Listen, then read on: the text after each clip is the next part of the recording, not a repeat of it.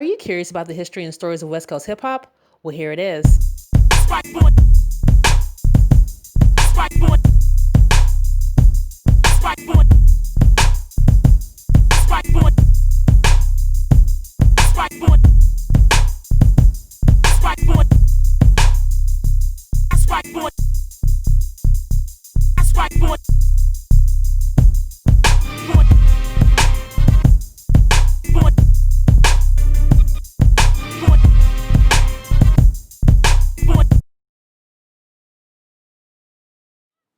One of the foundations of hip hop has been competitions. Whether battles, challenges, or going head to head, competitions have been used as a way to sharpen skills, stand out from the crowd, stretch, and get better. This goes across the board for all the hip hop elements: MCing, DJing, street dance, and graffiti arts and style writing. Although there are many who have made it to the other side of battles and live to talk about how it's helped them, there can also be a downside to competition.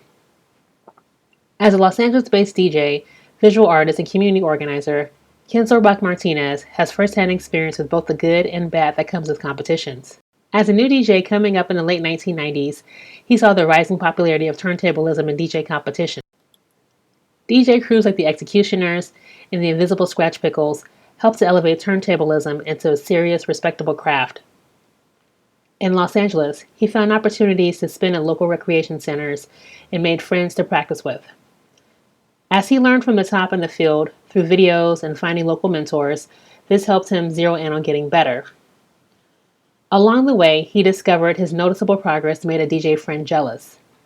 Kenzo talks about the potential dark side of competition and how it can be more than just about proving who's better. You mentioned a little bit about competition, and do you think that helped you kind of push you to get better with your DJing and with your art as well? Yes and no. So I did mention, okay, so that first battle was actually someone that I would practice with, and there was some like tension in there where like he felt like he wasn't getting as much respect as he should have been, but I felt like he wasn't working hard enough for it. Okay. And when he called me out, I was gonna show him all the hard work that I had been putting in. Okay. But at the same time, like I could see that hurt him, in the community, hurt his standing in the community. It also hurt him like emotionally, because we were, ultimately, like I considered us friends. From that period, he drifted off and got into selling drugs, and unfortunately, rest in peace. Like he was murdered, and part of me feels responsible. Like, I mean, I can't control another person's actions, but I could have, approached him after and been less, arrogant or proud, or I could have, stayed in touch a little bit more, or, so that competitive part, like, I see, as long as it's friendly and respectful, I see it as valuable. Once it gets past that, I think it's counterproductive to the culture, and is actually more of the same, where we're just crabbing each other and pulling each other back down when we need to be lifting each other up. And it's somewhere in between where you find that balance, but it's really hard because everyone wants to be the best, everyone wants to have respect, everyone wants to get that validation from the community. And that is really hard when you're young and you don't necessarily know the best way to conduct yourself or be responsible with your actions, and really support each other. A lot of the male dynamic is also kind of like to blame, where guys are trying to establish that pecking order, which I hate. I really can't stand that macho bravado, I'm the best, I'm this, I'm that. I feel like that's really fake, and it's actually masking insecurity. And it really, when I see too much of that, I'm like, I don't need to waste my time with this. So What Kenzo describes is unfortunately common throughout the hip hop arts.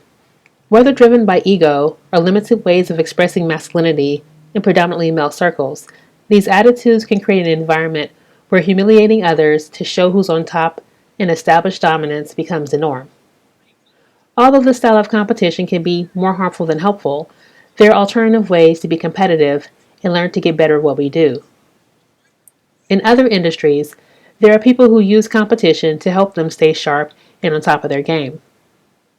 Author and creative consultant Todd Henry writes about this in his 2013 book, The Accidental Creative: How to Be Brilliant at a Moment's Notice. He says for creative professionals, we rise to the level of our competition. Athletes frequently talk about the importance of competitors who challenge them to push beyond the new level of accomplishment. We need others in our life to help us stretch and grow. We need to be challenged. In the hip hop arts, the mission to be challenged and grow is also necessary. When done right, competition can be a good thing. However, the influence of mainstream dominant culture to be the best can lead to us tearing each other down to get or stay on top.